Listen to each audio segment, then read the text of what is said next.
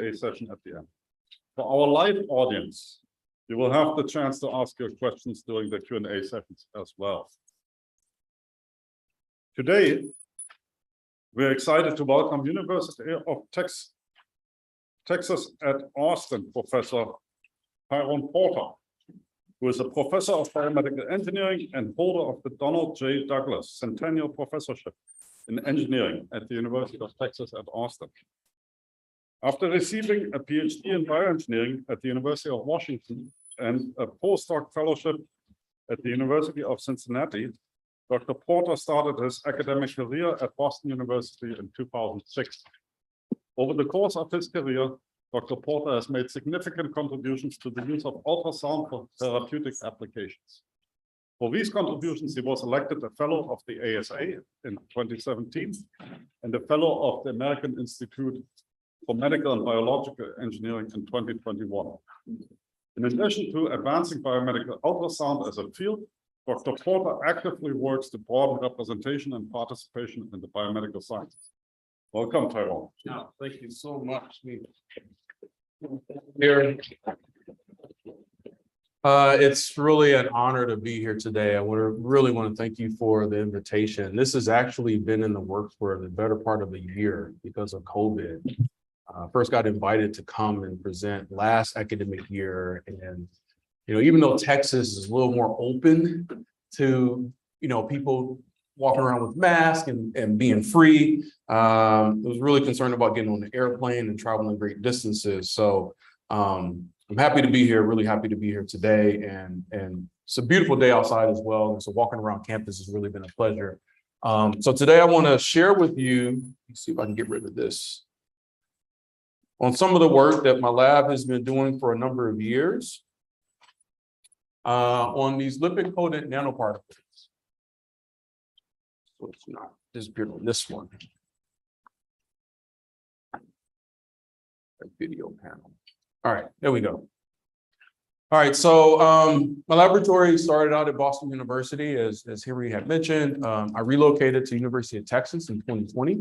So I'm going to show you some of the work that we were doing at Boston University, and then I'm going to transition to some of the new things that I'm really, really excited about in terms of new projects. Oftentimes moving around can introduce new opportunities, new research opportunities, for growth for the laboratory. And so I'm going to share on some of that today.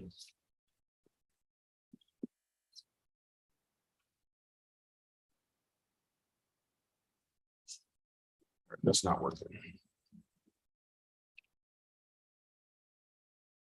This one, no. Now it's going into.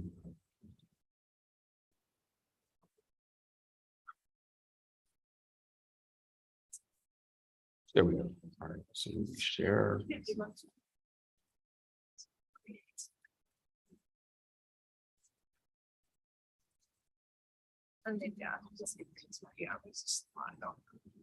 All right, so sorry about that. I think keyboard just got confused with the remote control here. So work has been, we've been leveraging or taking advantage of these phospholipids because they are amphipathic. They do have polar and nonpolar regions, right? So they're water loving and water hating sections. And so they like to spread at interfaces. So that allows for a lot of opportunity, enables a variety of different types of nanoparticles that can be formulated or created, just because of the versatility of these phospholipids, right? So you can make micelles, you can make liposomes, and you can also coat emulsions. So the laboratory has spent a great deal of time working with nano-emulsions. I'm going to talk about that as part of this presentation. But it was part of, we're just coming out of COVID, and it was part of the formulation. I'm not sure how many people know this or appreciate that, but it was part of the formulation for actually administering the mRNA vaccines that have really helped us suppress and really curtail the COVID pandemic. So anybody that's gotten a vaccine from the Moderna or the Pfizer formulation, I think the Johnson & Johnson is closer to a more traditional formulation for a vaccine, but the mRNA-based ones, basically we're using phospholipids in order to administer it to the body. All right, and protect the mRNA until they got to the targeted cells. So today I'm going to share on our experience with two different types of lipid nanoparticles. One that's been around for decades, and that's liposomes, and then one that's really sort of our own design, that's based on some sort of I will say, physics experiments that were explored decades ago. So the motivation for using these nano-emulsions comes from the fact that you can use focused ultrasound for localized tumor ablation, thermal ablation, is what has been studied for many years. And the benefit of this is, once again, you can treat non-invasive. So you can take an ultrasound transducer, focus the energy directly through the scan to the targeted tumor site. The precision is on the order of millimeters. And so now they have very advanced ultrasound transducer arrays, phased arrays. So you can electronically steer the ultrasound focus around in order to treat the entire volume of the tumor. So you can get thermal ablation using that. There are limitations to this. A couple of limitations. One is you need pretty high power, relatively high power for this, on order of 20 to 30 watts of power have to be used in order to successfully ablate. You can use MR thermometry to monitor the temperature. So that is actually a benefit, it's a positive. So everything is completely non-invasive. But also you can need up to 2 to 3 hours in order to treat the entire tumor. Right? And so that's been one of the challenges that has really sort of hindered translation and adoption, like widespread adoption for this approach for treating tumors. So I had a colleague at Boston University, to be honest, right before I arrived, he started asking and thinking about this problem of, how can we potentially reduce the time it takes, improve the efficiency of thermal ablation? And he was an expert in bubble dynamics, cavitation. And so with cavitation, which is basically ultrasound-driven bubble oscillations, and if it's heavily nonlinear, you hit it with a pretty high amplitude pulse, you'll get a bubble to actually collapse. And it's pretty much like a hand clap or a drare, a snare drum. You tap on a snare drum. It's impulse function. And so you can actually get broadband energy to be radiated from that source.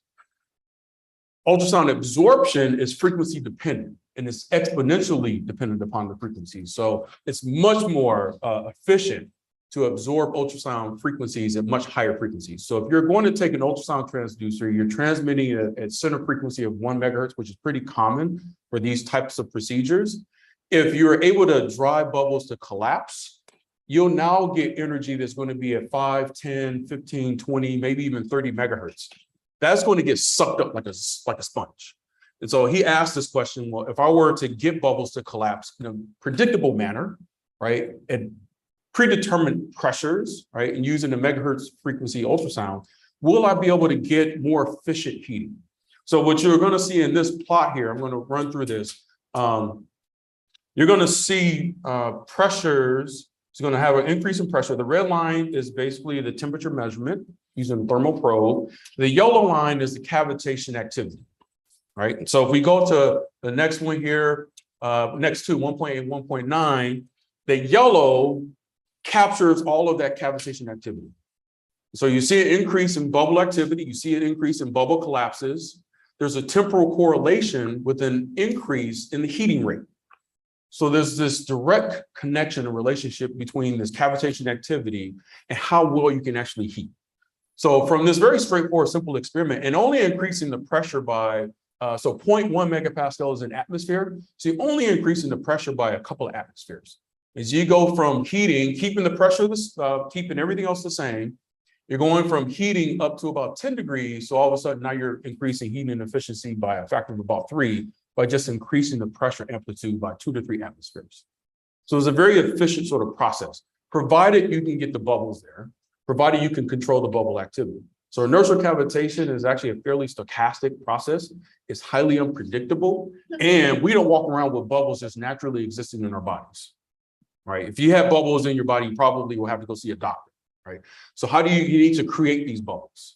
The pressure required to create bubbles is actually on the order of about a factor of 10, an order of magnitude higher in terms of pressure. So once a year, you're going back to needing very high amplitude, very high power transducers in order to see this effect, unless you can introduce exogenous agents that serve as nuclei for this bubble activity.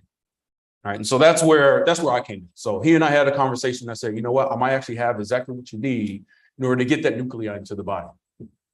What historically has been used are ultrasound contrast agents. These are lipid-coated microbubbles. but they're short-lived in circulation. Microbubbles basically are clear from circulation on the order of 2 to 5 minutes, about the circulation half-life. So you have to do constant, either continuous infusions or multiple bolus injections, or come up with a different variety. So if you're to take a microbubble, cool it down, apply an overpressure, you can actually get that bubble to condense into a liquid droplet. So we're forming these liquid droplets coated with lipid molecules in order to stabilize them and then pegylating them to get them to circulate for a long time. Okay. Now, this idea has been around for a little while. University of Michigan actually was making these types of emulsions, but coating them with albumin, which is much more limited in terms of versatility and things that you can use and what you can conjugate to those albumin is coating the surface. So we started using lipids in order to do this. And they were making micron size. They were making emulsions that were anywhere from 3 to 5 or 3 to 6 microns in size. We wanted to make nano-emulsions because tumor vasculature is leakier. And so we could potentially get these droplets to accumulate inside of the solid tumor and then vaporize them locally and then drive that inertial cavitation activity. So we started using extrusion. The other benefit of using the extrusion, very well defined and characterized in the liposome community. We also are able to make narrowly distributed size droplets. And so we were making droplets between 150 and 100 and 200 nanometers. We can vaporize these in order to reform bubbles by using ultrasound. So all you have to do is basically change the thermodynamic sort of conditions, either elevate the temperature or reduce the pressure dramatically in order to get these to boil. And they will boil spontaneously, right? Last thing I'll mention is these are also superheated. So those who are really into YouTube videos, if you look up superheated liquids, vaporization for superheated liquids, all you need to do is add in basically a speck of dust, and you'll basically get a spontaneous explosion, right? This just goes back to fundamental physics. The bulk liquid wants to convert into a gas or a vapor. And as long as it's ultra pure, really clean, you don't have weak spots within the liquid in order to serve as an interface to begin that transition from a liquid into a gas, it requires a lot more energy and work in order to get that process to get started. So it's very similar with making a very, very small droplet. You reduce the number of weak spots within the liquid, so you have to hit it with more energy. You have to do work on it in order to get it to convert. You can do the work either thermally or mechanically. We're doing mechanical. So we're using ultrasound to basically convert these to droplets. This is a video showing just what we can do. That's ultrasound transducer at the top. We're flowing these droplets, which the liquid is much more incompressible, so it doesn't reflect sound very well. Once you convert it into a bubble is highly responsive to ultrasound. It also is highly reflective. Gas is highly reflective just based on the differences in impedance, acoustic impedance. So now you can see this plume of bubbles that are flowing downstream. The other thing I want to point out is that plume, the starting point is actually quite narrow. So we can actually create these with a high degree of precision on order of millimeters. This tube is on the order of about 1 centimeter across, and we're creating this plume at a very specific spot and allowing them to just flow downstream. So we got a lot of spatial and temporal control by using these droplets combined with focused ultrasound to create these bubbles inside the tissue. Okay, so the big question is, well, will they accumulate? Will we be able to vaporize them using ultrasound? And how do we monitor that bubble activity, inertial cavitation activity, concurrently with monitoring using MR thermometry, the change in the temperature? So you got to put all of those things together in order to run that kind of experiment. So we first confirmed that they will accumulate. We can vaporize them directly in the tumors and nowhere else in the body. And now we're interested in seeing, can we monitor that activity? So this is a couple of videos. The top video on the left is the MR thermometry, the MR thermograph. So we're going to monitor heating in that figure. This figure here is for monitoring the cavitation activity, so 2D passive cavitation imaging or mapping. So Elisa Conefago is using this sort of approaches and technology. And so if you know of that work, this is something that you've probably seen before. And then on the bottom here is going to be a plot that tracks the heating as well as the cavitation activity, the power that's being generated, okay? So we're just going to allow this to run. So once again, MR thermometry is this top left. Cavitation activity is this top right, 2-dimension images that we're capturing. There's a lot of work that's going on in terms of improving the resolution, the precision, accuracy, and maybe even trying to quantify this cavitation activity. That's a new sort of era and activity in that space. And then this list, this bottom one here tracks this cavitation activity. The red is the heating. As you see an increase in cavitation activity, you see a shift and or uptick in the heating rate. And then this last little uptick finishes it all out. But all of this, if you notice, pay close attention, this is all focal. So we're getting focal heating, we're getting focal cavitation, and we're monitoring all of that activity for basically cavitation enhanced heating. So what's the level of heating that we get out of this, or the improvement or the enhancement in heating? So this plot here is as a function of time, we're plotting the change in temperature. MR thermometry really only captures, unless they've changed how the algorithms and how they process, it only changes the relative, tracks the relative change in temperature. So it tracks the heating. So you need to have a reference or baseline temperature in order to use the MR thermometry, okay? So that's one of the other reasons why this ultrasound ablation has taken a long time, because you typically have to allow the temperature to cool down so that you return back to ambient or body temperature before moving forward with the heat, with moving the transducer around. So we're increasing the temperature by anywhere from going about 4.5 or 5 degrees. But the thermal dose, which is really what you want to capture, right? So the thermal dose, if you have a high enough thermal dose, you cut a threshold, you can assume that the tissue has been cooked, or the tumor has been cauterized or cooked, okay? We can increase, just by increasing the temperature by 4, 5 degrees, we're improving the thermal dose by 3 orders of magnitude. Just by that subtle small change, because we're able to shift, right, where that temperature is, it goes into that equation. And the thermal dose equation is actually exponential. So again, this exponential improvement or increase in heating. We're also reducing dramatically. If you recall, I mentioned you need typically on the order of 20 to 30 watts of power for thermal ablation. We're able to thermally ablate using these droplets and cavitation using wattage or power that's below 5 watts, below 10 watts. So we're dramatically improving the efficiency just by simply using these bubbles. It's straightforward, basic fundamental physics. We can ablate larger regions by using more power, but we're still staying below 10 watts. But there are some hurdles. The community is beginning to address these hurdles. It all comes down to hardware and technology. So you need to align the transducers for ablation with the cavitation monitoring. So these are usually 2-dimensional, 2.5 sort of ultrasound arrays. And so there's a lot of technology development that is beginning to address this need, meet this need. So one of the ideas is to integrate high Q power, or basically very responsive elements with heavily damped elements that will be used for diagnostics and monitoring the cavitation activity, all into the same array, right? So you're localizing all of this in a nice, neat package. And people are beginning to work on that, particularly for these hemispherical arrays that are being used for transcranial applications. So there's big effort in this space, in particular at University of Toronto and Sunnybrook up in Canada, to be able to achieve this goal. But I want to shift because it brings up another potential opportunity. This was done sub-Q, and then we started to work on renal cancer for therapy. But I've been very much interested in brain applications for ultrasound. And, Colombia is well known for this. Elisa Conefago has been one of the world leaders in this activity for more than a decade, using transcranial ultrasound for a variety of different types of brain applications. But I'm particularly interested in brain cancer, treating brain tumors. And it's easily understood that it's very lethal. We lost Ted Kennedy, we lost John McCain to brain cancer. The survival time is on the order of is less than 2 years. It depends upon age. I was actually having dinner last night with some of the faculty members. We talked about aging and how that actually is a comorbidity for a lot of different diseases. And so for a person that's older than 60 or 65 years old, the mean survival time is actually less than a year. It's approaching 2 years if you're younger, much younger.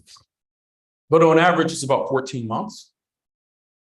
So this idea of using ablation is very attractive because you don't have to do a craniotomy. MR is used for neuroimaging, so you can use MR thermometry if you want to monitor the temperature changes. So it's very, very attractive because of the fact, I think, more than anything else, it is non-invasive. But is thermal ablation feasible? Right? So it is non-invasive, but the bone, the skull, is highly attenuative, highly absorbent, absorbs a lot of energy, very, very efficient. So if you have any cancers that are closer to the surface, to the skull, unless you did a craniotomy, you're going to get a lot of heating and a lot of thermal damage at the surface. So it's really better served for deep-seated tumors. And of course, you can't predict, you can't control where tumors are going to grow. And so, being able to use ultrasound for ablation is still attractive, but maybe we want to use it for a different approach. So instead of using cavitation for thermal ablation, we asked the question, well, can we use cavitation for non-thermal and mechanical ablation? Can we do essentially what will be emulsification or homogenization using cavitation? Because cavitation, and I should have mentioned this earlier, that collapsing bubbles, it actually has been studied for decades, generations, by the military, because cavitating bubbles actually will eat away and erode at metallic propellers. This has been known for years. And cavitating bubbles is actually one of the ways that submarines actually track each other. They can hear the cavitating bubbles that are being generated by the propellers. So these cavitating bubbles, once again, goes back to fundamental physics, physical acoustics, physics is being applied for medical applications. So we asked the question, can we do something similar to what you see with these propellers, but now do it with soft tissue? Do it in a very controlled manner with solid tumors. Can we mechanically ablate these tumors?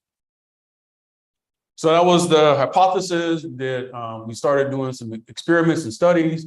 The first thing we had to do, though, was come up with a new formulation for the emulsion. So the emulsion that I first introduced or shared with you was using one particular perfluorocarbon that has a boiling point that's about room temperature, but requires on the order of 3 to 5 megapascals, so 30 to 50 atmospheres in order to reliably and consistently vaporize to get the cavitation activity.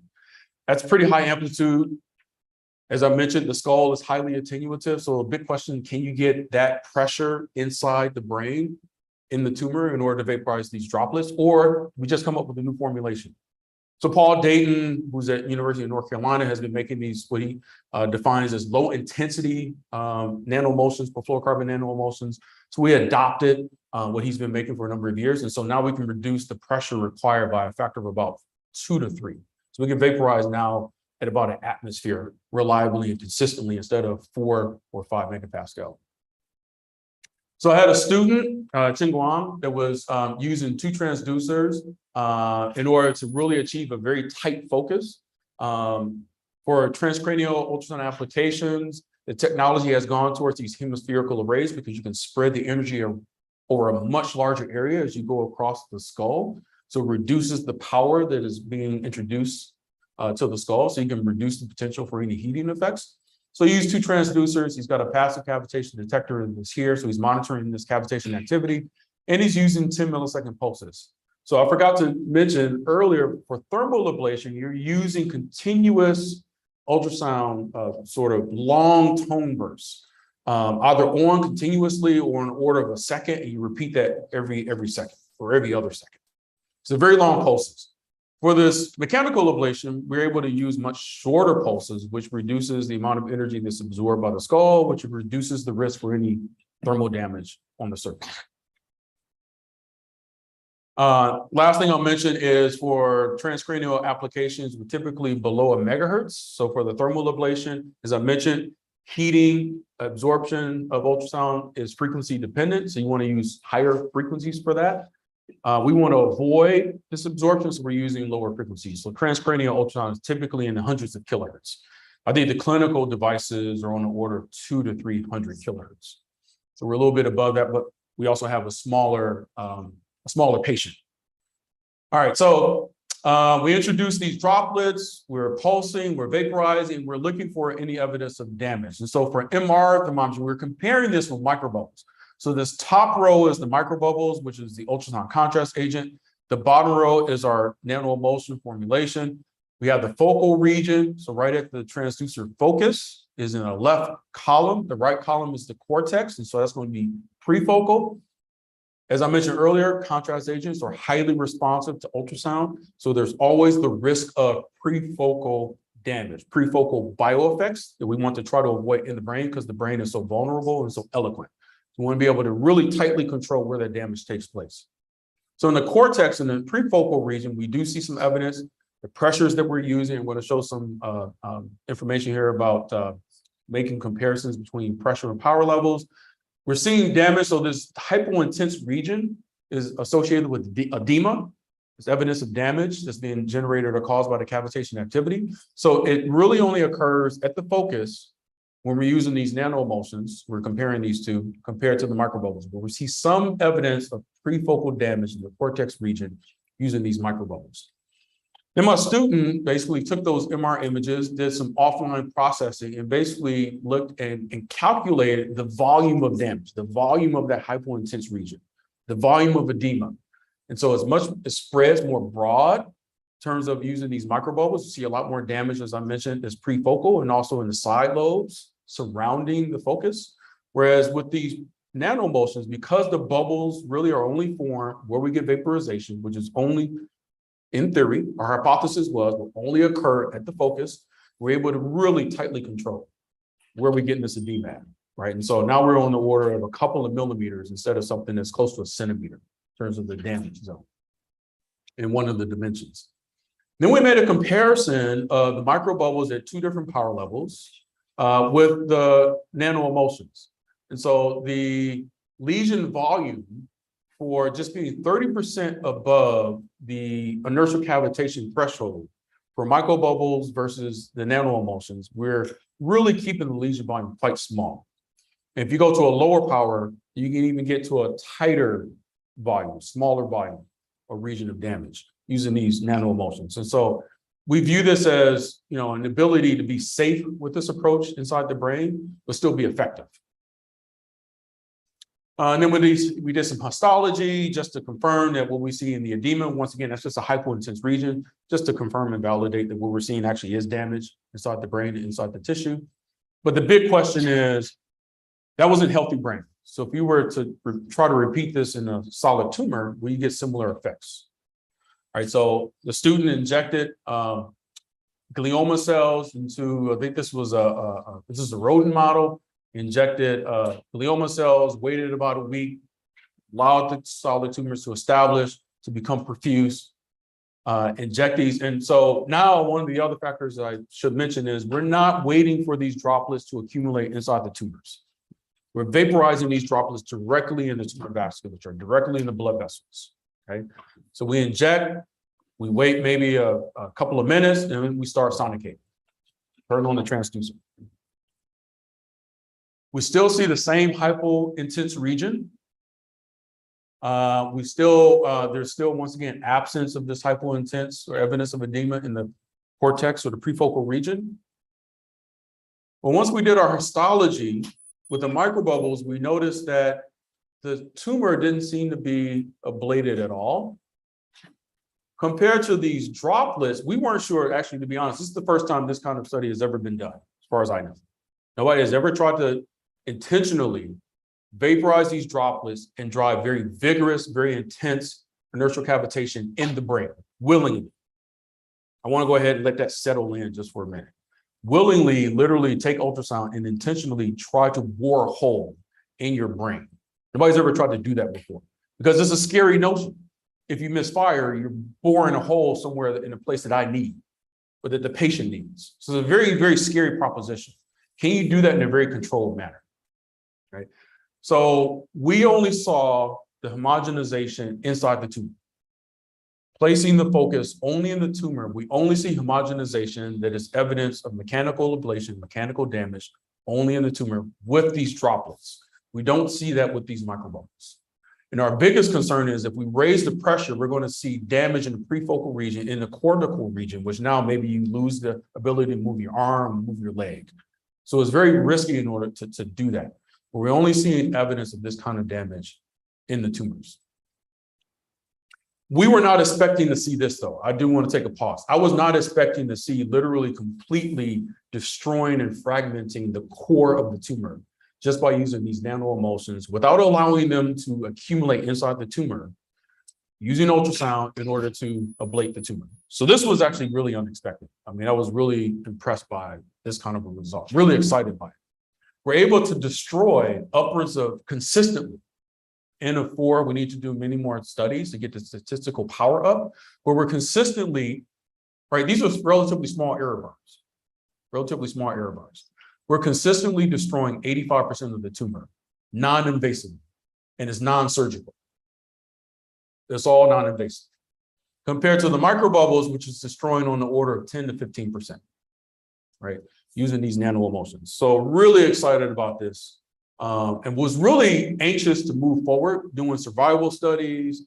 Once again, we're not ablating 100% of the cancer cells. So combining this with chemotherapy or radiotherapy, we're really, really anxious to move forward. But then, so just real quick, the ablation activity also can activate the immune system. So there's been numerous studies on this, particularly using ultrasound to activate systemic immunity, and show that you can actually ablate a primary tumor and be able to protect against metastasis. So there's been a lot of work in this space.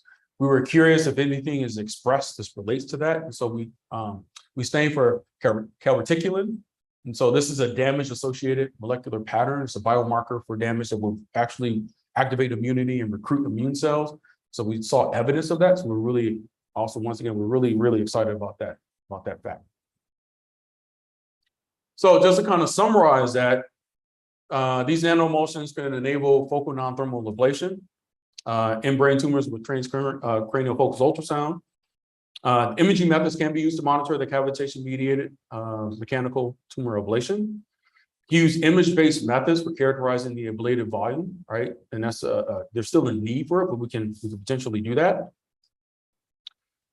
And what's really, really exciting, because there's a lot of activity in cancer immunotherapy, checkpoint inhibitors, STING, particles, a lot of interest. And there's quite a bit of interest for leveraging cancer immunotherapy for treating glioblastoma because it is so lethal, it is so resilient, and you end up with a lot of tumor recurrence in the case of glioblastoma. And so there's a lot of interest in trying to take advantage of the immune system in order to fight that.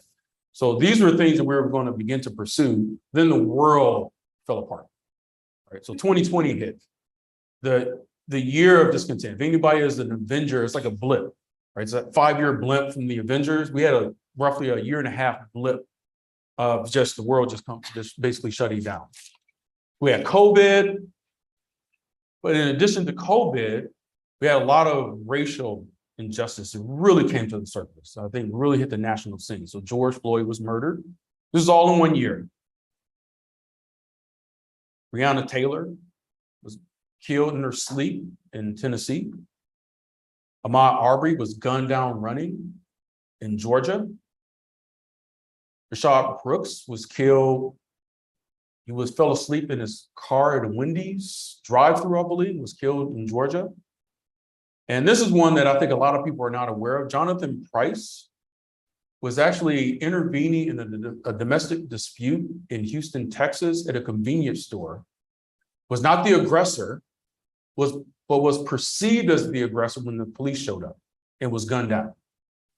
What I want to draw your attention is all of these people were basically gunned down, killed, even though they were not violent, they were not the aggressor. Outside of the argument, of course, would be made that Rashad Brooks, he basically took the stun gun and fired the stun gun, the taser at the police officer. But she was asleep, he was running, he was breaking up an altercation, he was standing outside of a convenience store with his buddies. And all of them were killed. So I bring this up because this is my existence, that as a Black man, as a Black STEM faculty member, I constantly have to be aware that I have to present myself as being non-violent and non-threatening. I have to consciously make sure that people do not see me as a threat, particularly in spaces where I'm not a known entity. I'm known in this room. So while I'm telling you this, you could probably say, you're standing there wearing a nice sports coat, you're talking very intelligently, you're doing cool science. Hopefully everybody does think this is cool science. If I'm just walking around in Queens, or I'm walking around in South Carolina, or I'm walking around anywhere else, and nobody knows me, I have to make sure that I am perceived as a non-threatening person. There are very few ethnicities where you have to say to yourself, I have to consciously, proactively work daily to be perceived as a non-threatening person. That is my existence every single day. Okay, so this is all comes up, and a lot of people become more aware that there's racial injustice in America, there's social injustice in America. And a lot of my friends were asking, that were faculty members were asking, well, how can we address this? How can we overcome? How can we do better, right? So there's a lot of people being at home had a lot more time to think about what can I do? So one of the things that I spearheaded and participated with my home professional organization, the Acoustical Society of America, was we created this committee to improve racial diversity and inclusivity within the organization. So we've done a couple of activities. What we're probably most proud of, and we know this, right? You all are sitting in this room, you're sitting at Columbia University, you're attending Columbia University, you're in the STEM field, but there is really dire, real severe underrepresentation of persons of color in the STEM fields, in biomedical engineering, in physics, in medicine, and in acoustics as well. And we recognize that one of the reasons for that is, well, how do you actually introduce acoustics to students of color? When do they even have that opportunity? How do they become more aware? And we wanted to do something more than just sort of this stop by a university, stop by a school, give a presentation, and then basically go back to our home institution. We wanted to have this continuous, ongoing conversation with the student population. So we started this program that's funded 100% by the society for a summer experience for students that are at universities that have limited resources and limited access to acoustics program. Not music, right? So not just thinking about music, not just thinking about speech, but underwater acoustics, biomedical acoustics, physical acoustics, computer that's being used for acoustic simulations. So we're giving them that summer experience. There's a lot that's built into this program with mentoring for and workshops for the mentors on how to navigate an unfamiliar space. There was one student this summer who was from California, because many of these students have never been far from home. We had one student that was from California that went to Nebraska for the very first time ever, participating in the summer experience. We had a student that was in New York City as well. First time she had ever been in New York. So a lot of new opportunities. Additionally, during this period, I wouldn't recommend this. I would not recommend anybody, maybe some of you did, started your degree program at Columbia and had to move here in 2020. Well, I picked up my whole laboratory, my whole family, and relocated to Austin, Texas during that period. So I got to Austin, Texas in the summer of 2020. During that period, though, a lot of anxiety, a lot of frustration, a lot of anger. So a friend of mine and I started a podcast. We need to actually get season 2, the next season actually going online. A Black doctor and a white lesbian walk into a bar. If anybody likes cocktails, we talk a little bit about the history of cocktails. We talk a lot about racial and social injustice. We talk about politics in the United States. So there's a lot of really interesting topics and ideas that we cover within the podcast. But I also, up to this point for my career, I've really just focused on the science. And with my students, when I talk with my students, historically, we focus more on the science. We talk a little bit about politics. We talk a little bit about life, what life is like after graduate school. But I separated my outreach and advocacy for DEI in STEM. I separated that and categorized it from, and almost protected my students and the lab personnel from those kinds of conversations. I don't do that anymore. I started to ask the question, why am I doing that? It's a big part of who I am. It's a big part of my involvement and my role and my passion. So now I integrate that more into my laboratory, into my research group. So the first step, so my laboratory at Boston University was the Nanomedicine and Medical Acoustics Lab. So we're changing the name because we do a lot more than just medical acoustics, nanoparticles in the lab now. So now it's the Diverse Engineering Applications Lab. And that's because I'm really promoting and advocating, making sure that everybody understands that this diversity is a big part, not only scientifically, but also racially and economically. And also internationally, wherever you're from. It's a big part of what the lab is and who we are. And then diversity drives innovation, creativity, and personal growth. I think we oftentimes, as scientists, as students, we sometimes forget that we're still human beings and people. And that diversity is a big part of how you can continue to grow. You don't stop growing once you reach the age of 25 or 30 years old. You should continue to grow and aspire to grow. It's a big part of what I do with my students now and postdocs and any lab member is really help them with their own personal growth. But to finish out, I want to talk about new opportunity. So at Boston University, I became introduced to the idea of combining light and sound. At that point in time, I had a faculty member that was doing what was known as optoacoustics. That term still is out there, or acousto-optics. But now the catchphrase, what everybody is calling it, is photoacoustics. Photoacoustics is still considered fairly emerging, right? You're putting light in, chromophores or absorbers absorb those photons, but they put sound out, right? So they don't efficiently radiate photons. So some of that energy is converted to another energy source. Some of the photon energy is converted to another energy source, form of energy. In this case, it's acoustic waves. And so you can use a transducer and the traditional methods for diagnostic ultrasound for creating images using the received acoustic waves. So it's known as the photoacoustic effect. I had an interest in this when I was at Boston University, but I just didn't have the hardware and the expertise or the personnel in order to drive this kind of a project. But I do now, or at least I'm creating that at University of Texas. So one of the things you can do with photoacoustics is you can quantify the blood oxygenation levels. You can at least approximate. Because the absorption for oxygenated hemoglobin and deoxygenated hemoglobin is different. So you can use the relative energy that's radiated in the acoustic waves in order to approximate what the oxygenation level is just by shining and illuminating the blood at two different wavelengths or a couple of different wavelengths, right? That are carefully selected in order to do that.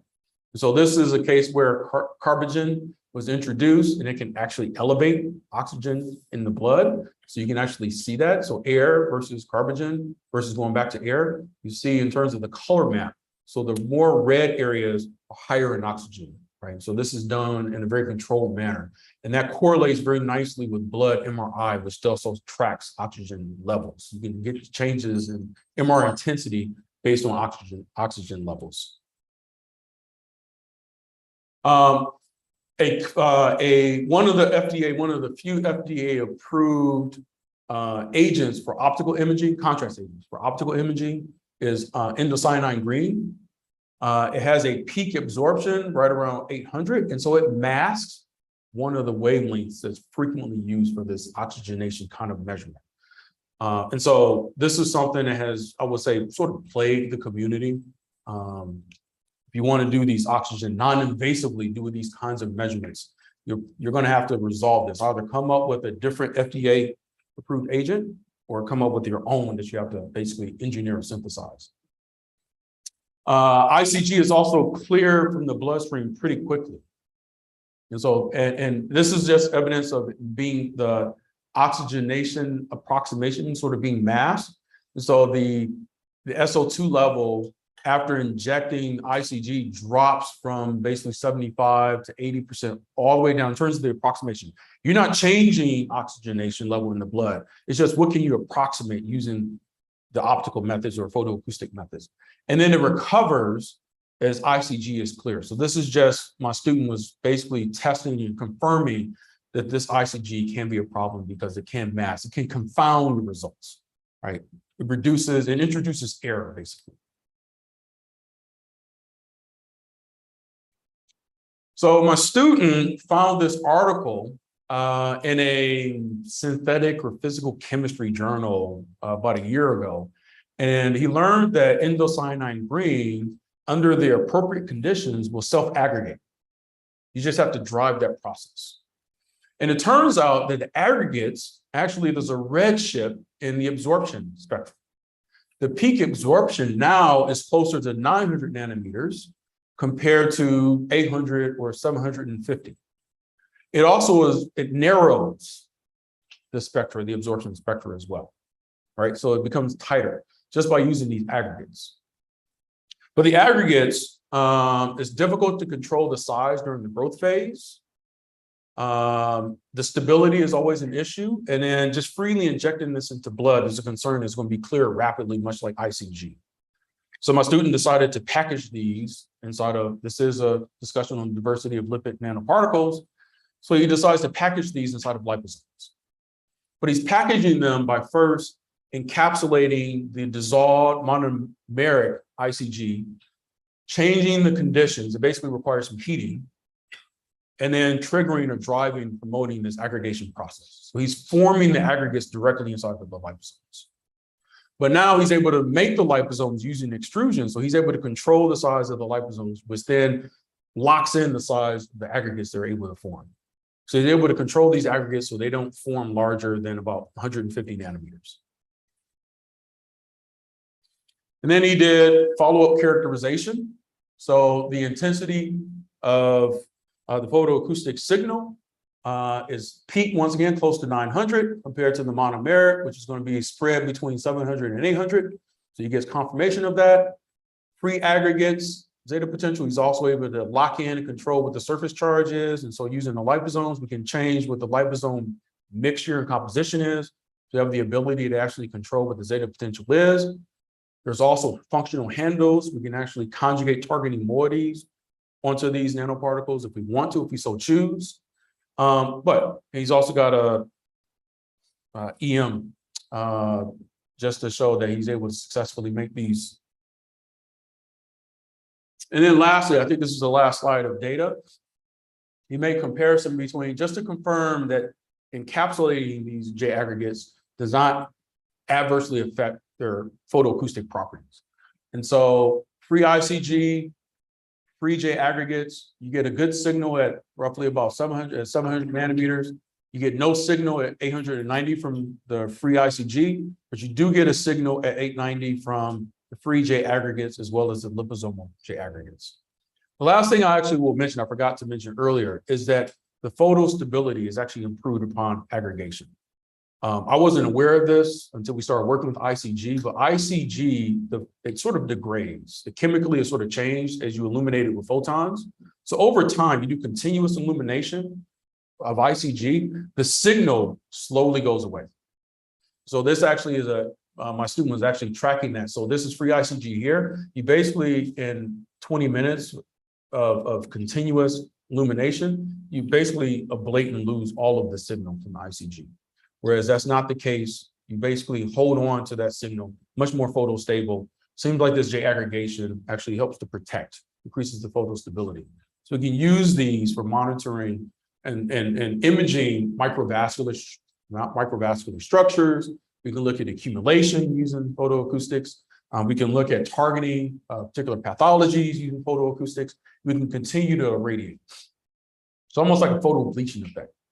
So that finishes out the presentation. I want to just show acknowledgement to students that had done the work. The ablation work was done by Chen Guang. I have a new student, Noah Stern, who's doing the experiments at UT Austin using these liposomal J aggregates. And I want to open the floor to any questions that you might have.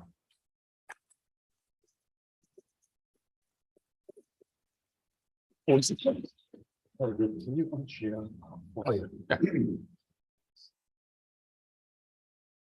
Good. So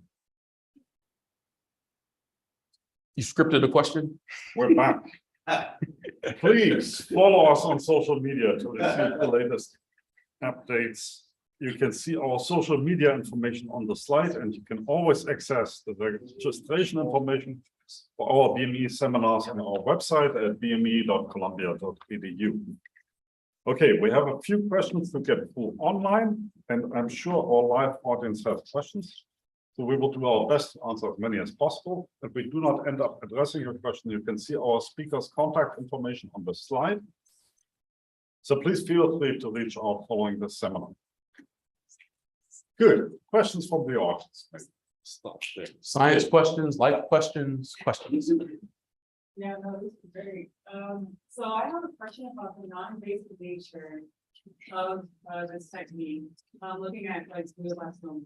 So are you thinking that you would directly inject this into like in vivo situation again? Directly inject it into a deep tumor, or are you going to be doing something like guiding these, I guess, particles and then to the site? So for The homogenization that I showed, that was IV injection. So these droplets are circulating and they're only vaporized at the focus of the transducer. So we're not getting any, sort of bubble formation. If we are, it's very, very limited anywhere else in the body. So we're not injecting directly into the tumor, and we're not waiting for accumulation of these particles inside the tumor. So we're vaporizing these directly in the blood vessels. And so that's why the result that I showed was unexpected. We weren't sure what we were going to get. We weren't sure if we were going to get damage just of the blood vessels. We weren't sure if we were just going to see basically bleeding into the brain, hemorrhages. The fact that we actually saw homogenization at the core was something we just were not expecting. And it's because nobody had ever done that before, right? In a controlled manner. Yeah. How large were the effects of the focused ultrasound, and was that something you had to test for to make sure it didn't affect other healthy tissue? So yes, how large was the region or zone for this bioeffect from the ultrasound? Yeah. Until to try to avoid any sort of off-target effects. Yeah, so the ultrasound, the focal spot for the transducers, these focused ultrasound transducers is on the order of millimeters. So it's usually on the order of 2 to 3 millimeters axially, and then, transverse. And then axially is on the order of a factor of about 2, so at least 2 to 3. So it's anywhere from 6 to 9 millimeters in length. And so for small animal experiments, that's a much bigger concern. That's why that student took 2 transducers to really sort of tighten up that focal zone, that focal spot. For humans, it's less, I guess, of an issue because our brains are just so much bigger. And so in bulk, you're going to get tumors that are going to be on the order of probably 5 to 10 millimeters at least in any one dimension, any one direction. So it fits really well for humans. But the focus is actually pretty small. We like to call it about the size of a grain of rice, which you usually would hear in the ultrasound community, is how it's described. Well, Tyrone, welcome to Columbia University, and then I thank you to bring in your scientific presentation the much needed justice, diversity needed. So I want to report to you is indeed in the summer of 2020, not just you, and then all of us at the Department of Biomedical Engineering here are shocked about what happened, and the community comes together, and we committed. We want to do some change within academics. So therefore, Henry Hess was the inaugural chair of our newly standing committee in the department on DEI, and we started in 2020 a Rise and Star workshop in health, and then it's in the 3rd year, and then the 2nd year was with Johns Hopkins.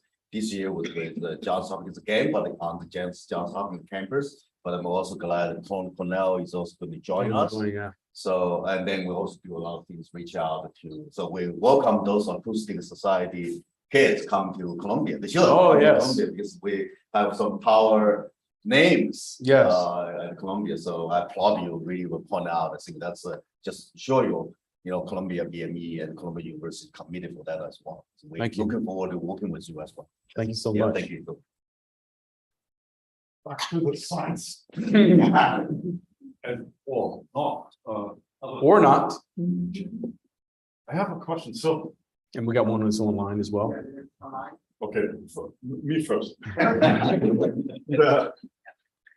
So you treat a spot of mush in the rat drains. Yes. How did the rat feel about that afterwards? Like, were they still wandering? So the rat, we put the rat down on the couch. This is some sort of psychotherapy. Had some conversations with the rat.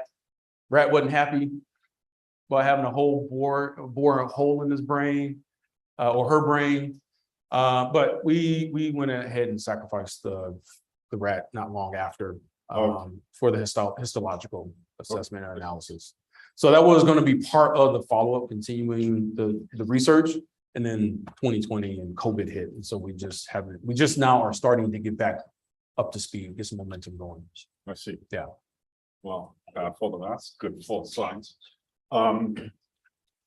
question from the audience. Is there, from the online, is there any understanding if the ablation is the result of the local heating or jetting from the cavitation? Additionally, do you see any residual bubbles delocalized as a result of acoustic streaming after cavitation? So the heating, I think my student, so Chingguan, I think did make some measurements on using MR thermometry, and I think he said the temperature change was only on the order of a couple of degrees. So we're pretty confident that the ablation in the brain from that study on the glioblastoma was from the cavitation activity. So we're pretty confident in that. He did monitor for cavitation activity, does see a dramatic increase in the cavitation activity. I should also point out once again that we were using pulses. And it's really important to recognize the difference between using pulses and using continuous wave ultrasound, because you're going to definitely be able to more efficiently and more effectively heat using longer pulses, more cycles, than if you're using these shorter pulses. So that's the answer to the first question. The second one with the residual bubbles, we have not followed up to see if there's any bubbles that maybe are residual, remain in the tissue or flow downstream. I would suspect that they would dissolve away because these bubbles, we're starting with submicron droplets. If you just use an ideal gas law, the approximate size diameter of the bubbles that would be formed would be on the order of about 1 to 2 microns. And back when I was a graduate student, like many of you are in this auditorium, I actually did my own calculations using Epstein-Plesset equation on the dissolution rate for bubbles of that size, and it's less than a second. It's pretty quick. So unless they coalesce, I would not expect the bubbles to hang around for very long. Even if they were coated with proteins, maybe a second or two, they will probably dissolve away, is what I would anticipate. Okay. Thank you for that answer. And that's all the time we have for today. I'd like to thank Professor Porter once again.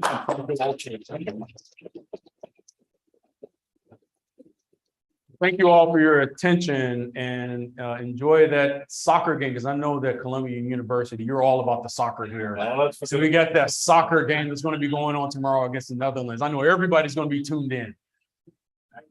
We look forward to seeing you next week for our final seminar for Professor Adam Engler. Oh, quickly transition to science.